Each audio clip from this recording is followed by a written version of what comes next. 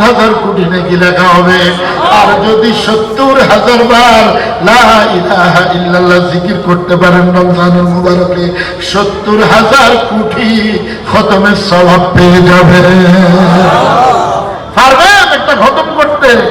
দৈনিক 2,500 বার লা ইলাহা ইল্লাল্লাহ ভাবতে না কিন্তু কেউ। আল্লাহ কাছে বান্দা 11 মাস তো দুনিয়া কামাইছ, একটা মাস মসজিদে ঢুকে যা।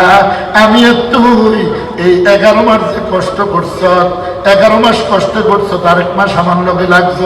এ বান্দা এমনও তো হইতে পারে এই রমজানের খাতিরে তোর পুরা জীবনের রিজিক আমি দিয়ে দিব। বিশ্বাস করে না, বিশ্বাস করে না তো। যারা রোজা রাখে তাদের রিজিক আল্লাহ বৃদ্ধি করে দেয়, ঠিক কি ঠিক না? আর যদি ওই সুদের টাকা দিয়ে ইফতার সেরি গেছে, এটি সারাদিন খালি কুটাইতে থাকে।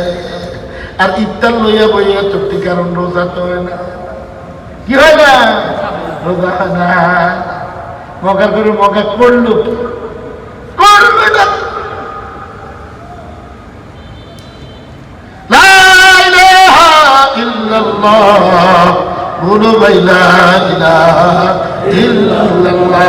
আমাদের নবীজি সাল্লাল্লাহু আলাইহি সাল্লাম বলে, হে আমার উম্মত, দুনিয়ার মধ্যে যতক্ষণ তুই লা ইলাহা ইল্লাল্লাহ জিকির করবি, মনে রাখবি তুই দুনিয়ার মধ্যে জিকির কইরা তুই জান্নাতের মধ্যে বিচরণ করতে থাকবি। জান্নাতে বিচরণ করতে মনে চায়?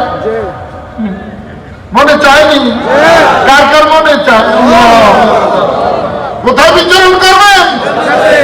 অনেকে দেখছেন না, 2-1 গেছিল গিয়া না, আবার 10-12 জন আইছে, এটাও ঠিক।